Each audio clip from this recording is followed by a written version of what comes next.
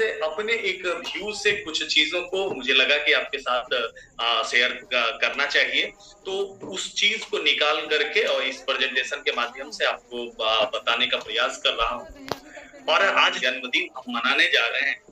श्री कृष्ण का पूरा जो जीवन था वो पूरा जीवन एक संपूर्ण जीवन था, और एक संपूर्ण जीवन में हर चीज था, हर चीज उनके जीवन में था। संघर्ष की बात कर लीजिए, प्यार मोहब्बत की बात कर लीजिए, युद्ध की बात, वीरता की बात कर लीजिए। चाहे जिस एंगल से भगवान कृष्ण के जीवन को आप झांकेंगे तो एक परिपूर्ण जीवन आपको दिखेगा।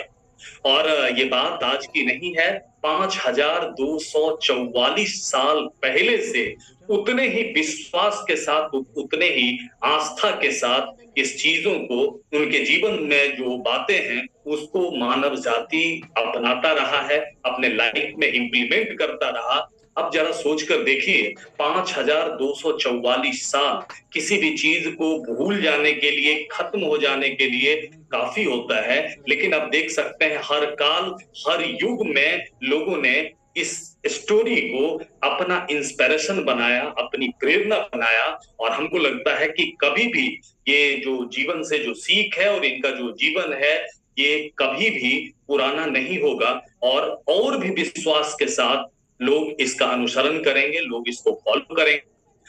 अगर श्री कृष्ण के पूरे जीवन को आप देखेंगे तो जिस तरीके से आपके घर में अगर कोई सामान खरीद कर आप लाते हैं, आप कोई इलेक्ट्रॉनिक डिवाइस खरीद कर लाते हैं, या मोबाइल आप खरीद कर लाते हैं, तो उसके साथ में आपको एक मैनुअल दिया जाता है, जिसको आप मोबाइल का मैनुअल समझ सकते हैं, जो कंपनी की तरफ से वो मैनुअल दिया जाता है।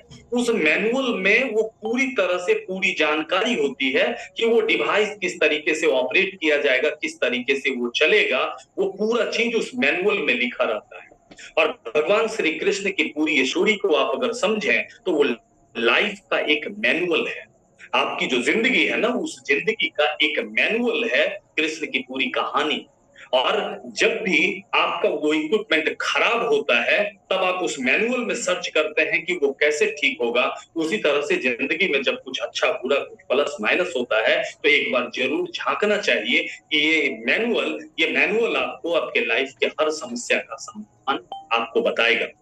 मेरा जो पॉइंट ऑफ व्यू था, मेरा जो नजरिया था, वहां से कुछ चीजों को हमने सेलेक्ट किया आपके साथ शेयर करने के लिए। और आपको इस चीज को देखने का और भी बहुत सारे लेसन हैं, जो लेसन आप निकाल सकते हैं भगवान कृष्ण की जिंदगी से।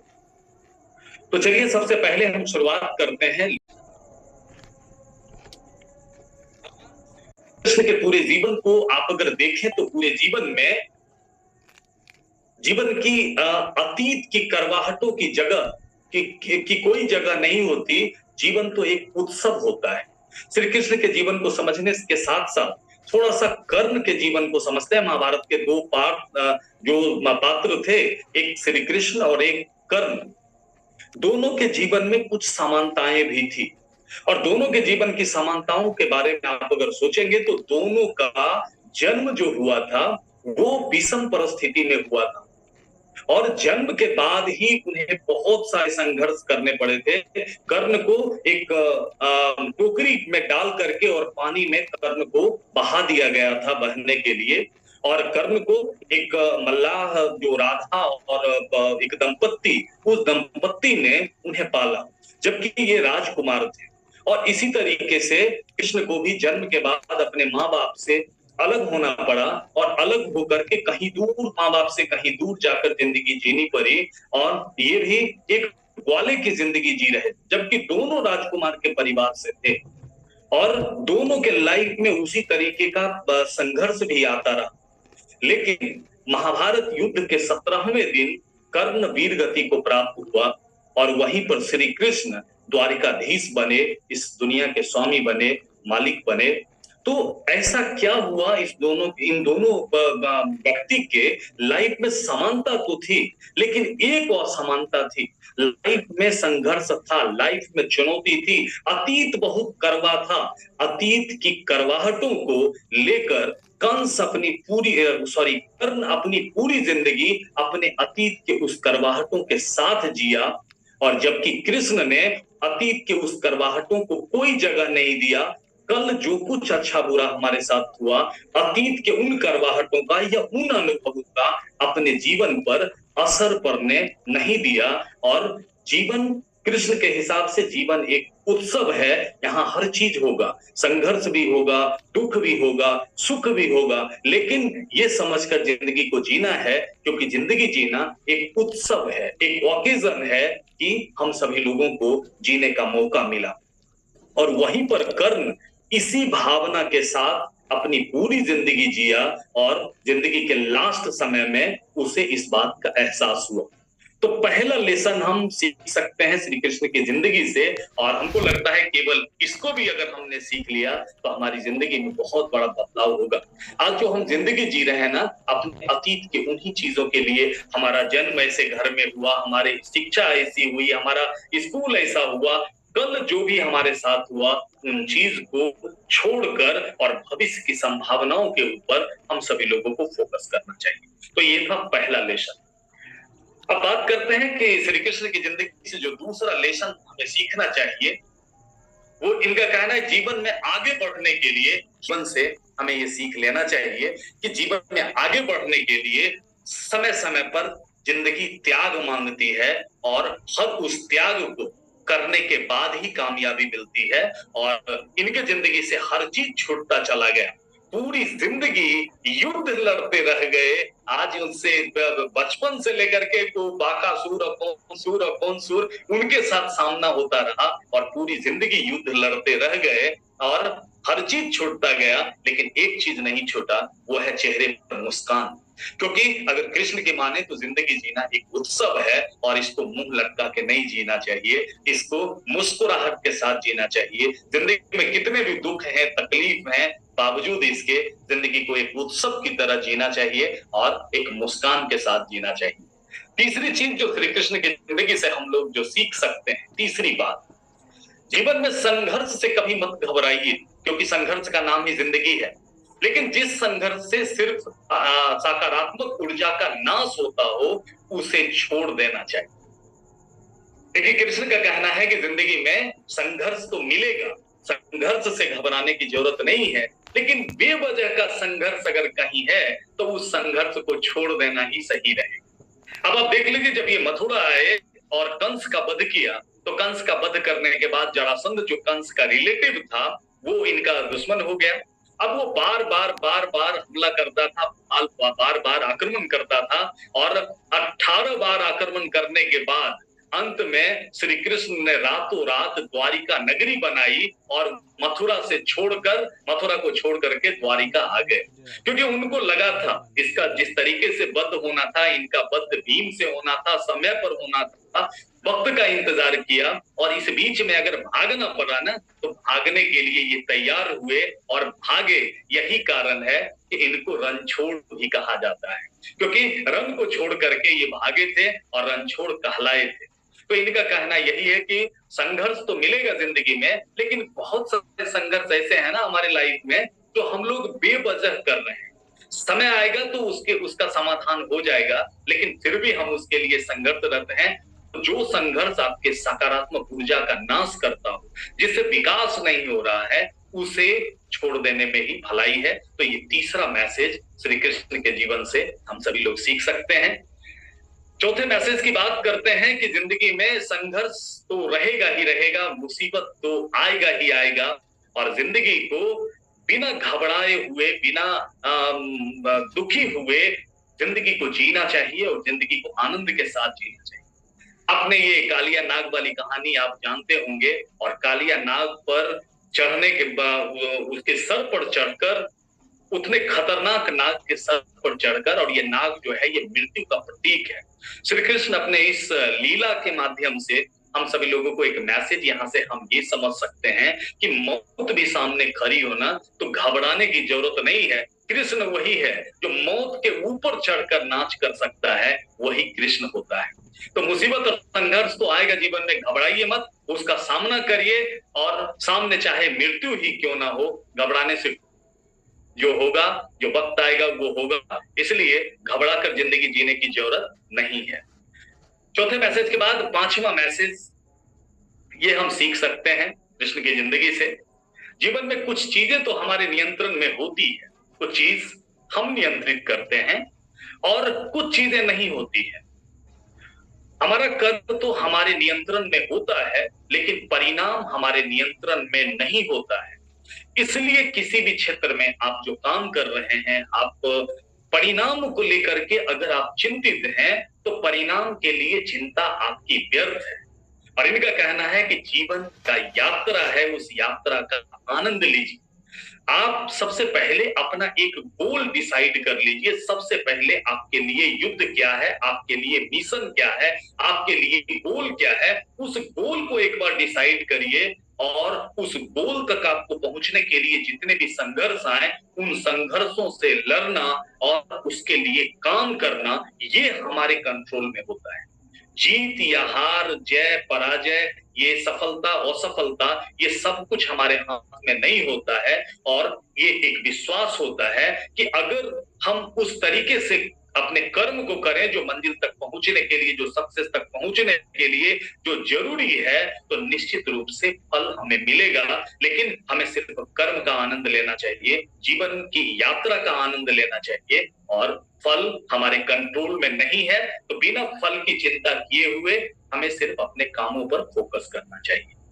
छठी चीजें जो हम कृष्ण की जिंदगी से सीख सकते हैं, जीवन में जो भी होता है, आपको लगता है आपके लिए कुछ अच्छा हो रहा है, कुछ बुरा हो रहा है, जो भी चीज हो रहा है, आपके पारिवारिक जिंदगी में हो रहा है, आपके व्यावसायिक जिंदगी में हो रहा है, आपके सामाजिक जिंदगी में हो रहा है, जो कुछ भी हो रहा है, अभी आपको अच्छा या बुरा लग सकता है, लेकिन जीवन में जो भी होता है अच्छे के लिए होता है। और कोई भी काज, कोई भी काम, कोई भी घटना, कोई भी चीज बिना बिना कारण इस दुनिया में होता नहीं। तो जो भी हो रहा है अच्छे के लिए हो रहा है। इसलिए उदास होने के बजाय घटना को स्वीकार करना सीखिए। जो भी घटित हो गया, आप वहां से ढूंढना शुरू कर सकते हैं कि इसमें हमारे लिए बेहतर क्या हो सकता है। क्योंकि आप उदास होकर के आप कुछ नहीं कर सकते हैं। उस घटना को जो घटित हुआ उसको स्वीकार करिए, उससे सीखिए और अपने बुरे अनुभवों को भूलना सीखिए।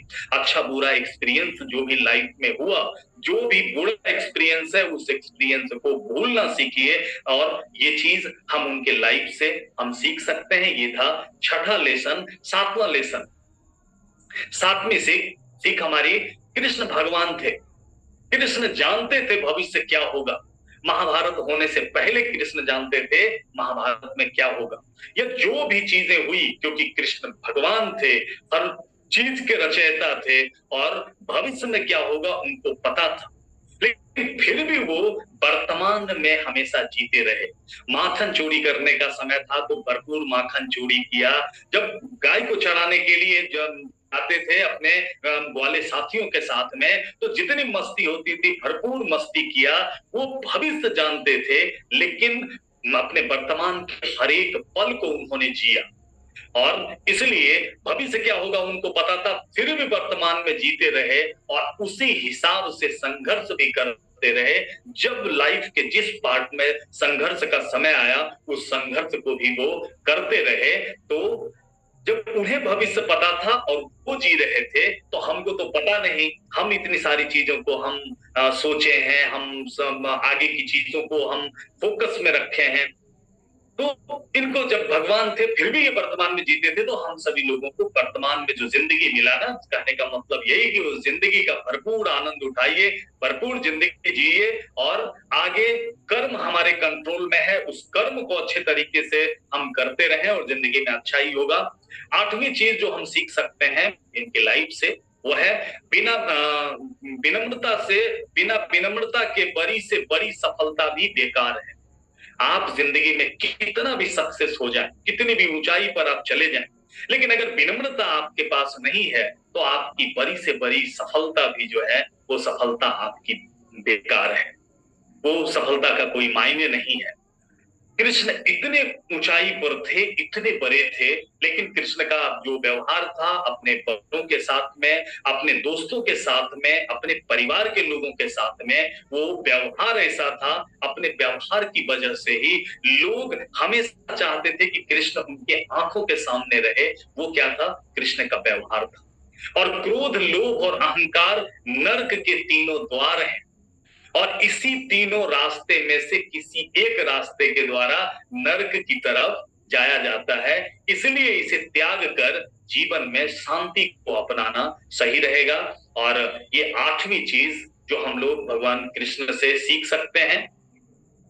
नौवीं चीज जो हम लाइफ से सीख सकते हैं वो ये है, भगवान तो भगवान थे। इनका कहना है संसार का कोई भी काम छोटा या ओछा नहीं होता है। कोई भी काम छोटा नहीं होता, कोई भी काम बड़ा नहीं होता है। और काम में आपकी सफलता और असफलता इस बात पर निर्भर करेगी कि आपको अपने काम से प्यार कितना है। आप हमेशा अपने काम से प्यार करिए। काम छोटा नहीं होता।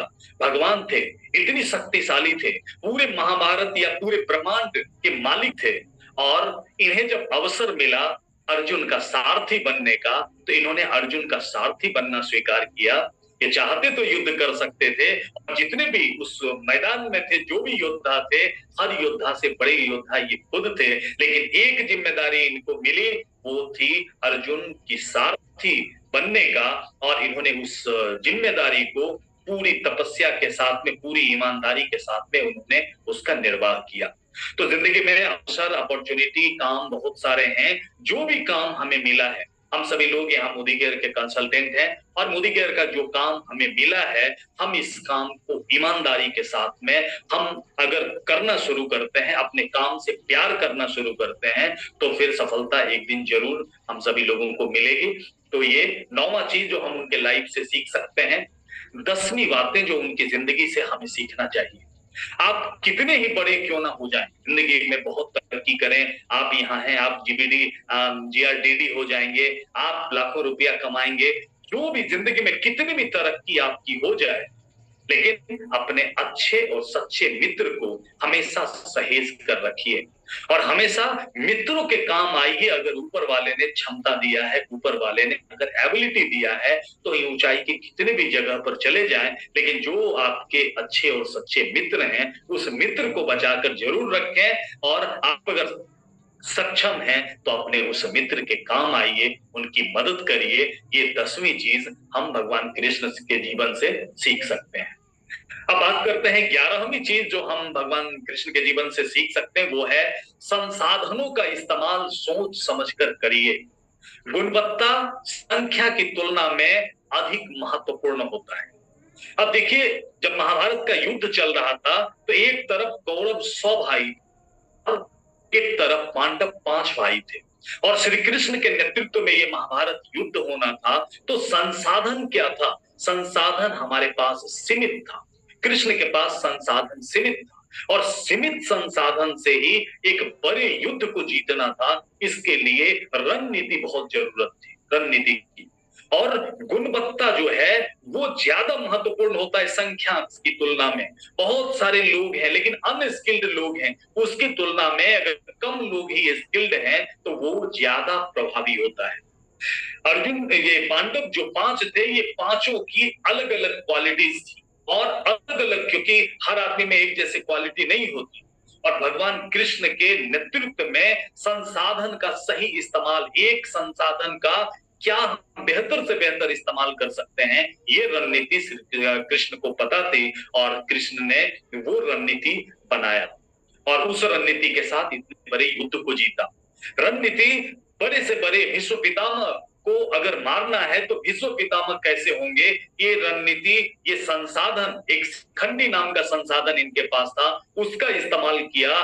द्रोणाचार्य कैसे मारे जाएंगे, द्रोणाचार्य के लिए रणनीति क्या होनी चाहिए। मतलब इन्होंने संख्या के ऊपर नहीं, और जितने ही संख्या में भले कम ही लोग हैं, लेकिन वो स्किल्ड लोग होने चाहिए, और उसकी तुलना में गुणवत्ता ज्यादा महत्वपूर्ण है, रणनीति ज्यादा महत्वपूर्ण है। तो 11वीं चीज सीख सकते हैं।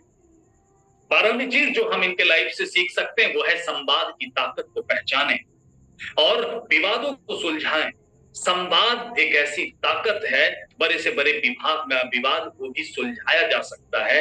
भगवान कृष्ण ने संवाद के माध्यम से एक ऐसी ब्रांडिंग की इस पांडव टीम की कि हर कोई, आप देख लीजिए, एक से एक वीर योद्धा सभी कौरव के तरफ थे। संख्या बल की बात करें तो पूरा का पूरा कौन सेना, कौन राजा, सभी लोग कौरव की तरफ से लड़ रहे थे। अगर संख्या बल की बात करें तो।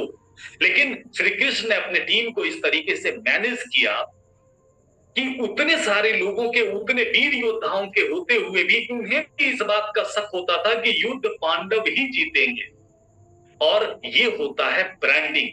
और इस तरीके से अपने टीम को, अपने कमजोर टीम को, अपने कमजोर सेना को इस तरीके का ब्रांडिंग किया, अपोजिशन पर सामने एक साइकोलॉजिकल इस तरीके का इमेज बनाया, और फाइनली उन्होंने इस युद्ध को जीता। और इसके लिए जो सबसे बड़ा हथियार इनका था वो था संवाद की ताकत। कृष्ण एक अच्छे कम्युनिकेटर थे। अपनी बातों को आप देखिए, महाभारत आपने देखा है तो किस तरीके से भीष्म पितामह को मना लेते थे, किस तरीके से बड़े बड़े योद्धाओं को मना लेते थे। तो संवाद की ताकत को पहचानिए। और हम लोग जिस बिजनेस में है ना, हमारे बिजनेस में भी इस संवाद का बहुत बड़ा महत्व होता है। ये जो बड़े बड़े बिजनेस और बड़े बड़े चेक्स और बड़े बड़े ये चीज जो है, ये सब कुछ उसी संवाद कौशल की वजह से है। तो संवाद की ताकत को पहचानिए, संवाद करिए, विवादों को सुलझाइए और अपने सीमित संसाधन का ब्रांडिंग करिए। 13वीं चीज जो हम इनके लाइफ से सीख सकते हैं वो है, पुरुष होने की पहली शर्त है स्त्री का सम्मान करना। अगर हम स्त्री का सम्मान नहीं करते तो भगवान कृष्ण हमें पुरुष मानते ही नहीं। और भगवान कृष्ण ने अपने पूरे लाइफ में, पूरी जिंदगी में इन्होंने महिलाओं का बहुत सम्मान किया। अभी एक कहानी, एक प्राज्योतिषपुर एक राज्य था, उस राज्य का राजा जो था वो नरकासुर राजा था। उसने क्या किया कि अपने राज्य के 16,100 महिलाओं का अपहरण किया और अपहरण करके अपने पास में रखा। भगवान ने नरकासुर के साथ में युद्ध किया, नरकासुर को परास्त किया और 16,100 महिलाओं को वहां से आजाद करवाया। अब वो महिलाएं जब लौटकर अपने अपने अपने घर वापस गई तो उनके घर के मर्दों ने उन्हें एक्सेप्ट करने से मना कर दी, उनके लिए दरवाजा बंद कर दिया। अब भगवान कृष्ण के सामने और कोई रास्ता नहीं था। इन्होंने सोचा कि एक ही तरीका है जिससे इन महिलाओं को एक मान सम्मान मिल सकता है, तो इन सब से अगर मैं शादी कर लूं तो इन सभी लोगों को मान सम्मान मिल जाएगा। और भगवान कृष्ण ने एक साथ 16,100 वरमालाएं अपने गले में डाल लिया। आपने सुना होगा कि कृष्ण के 16,108 जो है वो पत्नियां हैं, जबकि श्री कृष्ण ने पूरी जिंदगी में सिर्फ 8 पत्नियों को छोड़कर किसी के साथ भी उन्होंने उनके तन पर या उनके मन पर कभी भी अपना अधिकार नहीं जताया। और उन सभी महिलाओं को सम्मान देने के लिए उन्होंने इस चीज को किया। इसके अलावे आप समझ सकते हैं, गांधारी एक सामान्य महिला थी और श्री कृष्ण भगवान थे। और भगवान अगर चाहते तो गांधारी का दिया हुआ श्राप जो था उसको लौटा सकते थे, उसको वापस कर सकते थे, उसको नहीं मान सकते थे। ये ताकत उनके पास थी। लेकिन एक महिला के शब्द में एक श्राप उनको मिला कि तुम इस दुनिया से बिना वंश के तुम भी मारे जाओगे। और इन्होंने उस चीज को एक्सेप्ट किया, एक महिला के शब्द को सम्मान दिया। इसके अलावा आपने शिशुपाल का नाम सुना होगा। शिशुपाल इनके बुआ का लड़का था और शिशुपाल और ये दोनों बचपन में साथी थे, दोनों साथ साथ खेले। किसी तरीके से एक भविष्यवाणी हुई, उस भविष्यवाणी में बताया गया कि शिशुपाल का मौत जो है कृष्ण के हाथों होने वाली। अब उनकी बुआ रिक्वेस्ट करने लगी, वचन मांगने लगी और श्री कृष्ण ने वचन दिया कि 100 गलती तक जो है कुछ भी नहीं होगा, 100 गलती तक मैं जीवन दान दूंगा। और ये वचन अपनी बुआ को दिया। और एक बार युधिष्ठिर के यहाँ एक यज्ञ हो रहा था और उसी यज्ञ में कृष्ण भी थे और शिशुपाल भी था। और शिशुपाल को रुक्मिणी से मोहब्बत हो गया था, जबकि रुक्मिणी का मोहब्बत श्री कृष्ण के साथ में था। और शिशुपाल जबरदस्ती रुक्मिणी को अपनाना चाहता था। और उसी यज्ञ में शिशुपाल ने कृष्ण को बहुत भला बुरा बोलना शुरू किया। वो बोलता गया, श्री कृष्ण गिनते गए और 100 गालियों को उन्होंने सहा, 100 अपमान को उन्होंने सहा। जबकि वो चाहते तो पहली बार में गर्दन काट सकते थे, लेकिन शिशुपाल का जैसे ही 100 गलती पूरा हुआ, 101वां गलती में सुदर्शन गया और सर कलम कर लिया, तो एक महिला को दिया हुआ ये सम्मान था कि इतना ताकतवर, इतना पावरफुल होने के बाद भी अब भरी सभा में अपने लिए 100 गालियों का पैसेंस रखा। 14वीं चीज जो हम इनके लाइफ से सीख सकते हैं वो यह सीख सकते हैं कि करुणा वहीं तक उचित है, दया वहीं तक उचित है जहां तक मर्यादाएं पार ना हुई, वहीं तक दया दिखाना सही है जब तक मर्यादा पार नहीं हुआ। और इनका कहना है युद्ध पहला विकल्प न सही परंतु अंतिम विकल्प जरूर होता है। जब ये दुर्योधन को मनाने गए थे, युद्ध ना हो संधि प्रस्ताव लेकर जब दुर्योधन के पास गए थे, तो दुर्योधन ने ना सिर्फ इनके बात को मानने से मना किया था बल्कि उल्टे इन्हें बांधने के लिए दौड़ा था।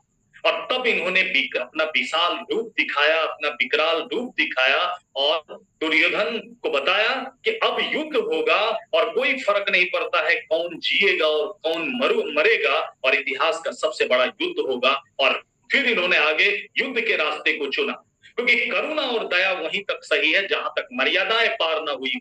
शिशुपाल की करुणा शिशुपाल के प्रति वहां तक सही थी जहां तक मर्यादा पार नहीं हुई, लेकिन एक बार मर्यादा पार हुई तो अंतिम विकल्प जो है युद्ध जरूर होना चाहिए। तो ये 14वां चीज जो हम कृष्ण के जीवन से सीख सकते हैं।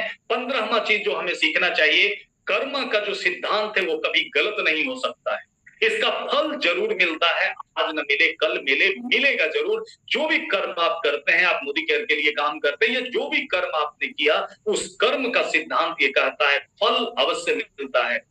14 साल के बाद जब कृष्ण देवकी के पास पहुंचे और देवकी को कारावास से मुक्त कराया, तो देवकी ने एक सवाल पूछा कि प्रभु आप तो भगवान थे, आप जब चाहते तब हम यहाँ से आजाद हो सकते थे, फिर आपने 14 साल तक हमें क्यों तरपाया, 14 साल तक हमें क्यों कारावास में रखा? तो भगवान कृष्ण ने कहा था कर्म का फल मिलता जरूर है। याद है आपको पिछले जन्म में आप केकई थी और आपकी वजह से 14 साल तक मैं वन में रहा था, तो उसका जो कर्म था वो कर्म आपको भुगतना था। तो कर्म का फल भगवान की माँ है, तो कोई फर्क नहीं पड़ता, कर्म का जो सिद्धांत है वो मिलता जरूर है। देवकी ने पूछा तो यशोदा कौन है? तो केकई ने बताया कि यशोदा कौशल्या है, जो पिछले जन्म में 14 साल अलग रही, तो 14 साल एक्स्ट्रा उन्हें भगवान के साथ रहने का मौका मिला। तो कहने का मतलब है कर्म का जो सिद्धांत है वो कभी गलत नहीं होता, अपना कर्म ईमानदारी से हमें करना चाहिए और परिणाम हमें जरूर मिलेगा। और 16वीं चीज, भगवान कृष्ण के जीवन में बहुत सारे रिश्ताएं थी, बहुत सारे संबंधी थे, बहुत सारे सखा थे, लेकिन उनके जीवन से एक चीज हम सीख सकते हैं कि माँ के बराबर कोई संबंध नहीं होता, माँ के बराबर कोई रिश्ता नहीं होता। कृष्ण कौन थे? कृष्ण भगवान थे, कृष्ण तीनों लोक के मालिक थे, कृष्ण संसार के सबसे पावरफुल योद्धा थे, इतनी ताकत थी, ग्रह नक्षत्र हर चीज को कंट्रोल में कर सकते थे, फिर भी माखन चोरी करके खाने के बाद वो अपनी माँ से मार भी खाते थे। माँ जब ओखली से बांध देती थी तो पूरे संसार को नचाने वाले के पास इतनी ताकत नहीं होती थी कि वो ओखली को खींच के आगे बढ़ सके। तो इनका मानना है कि संसार में माँ से बढ़कर कोई नहीं है। तो ये 16 लेसन्स जो मुझे भगवान कृष्ण के जिंदगी से मिली, हम सभी लोगों को इसका आचरण करना चाहिए, इसको अपनाना चाहिए। और ऐसा नहीं है कि आज इस प्रेजेंटेशन को हमने आपको दिखाया तो हम इन सारे चीजों को मतलब हम विजय प्राप्त किए हुए हैं, ऐसी कोई बात नहीं है। एक चर्चा आपके सामने रखा, आज बहुत सारी चीजों को हमने भी सीखा इस प्रेजेंटेशन को बनाते समय, तो मैं भी अपने लाइफ में इसको इम्प्लीमेंट करूंगा और आपसे भी उम्मीद करता हूँ ये चीज आपको अच्छी लगी होगी। और धन्यवाद, प्रोग्राम को यहीं पर समाप्त करेंगे और गुड्डू जी को एक बार अनम्यूट फिर से करते हैं।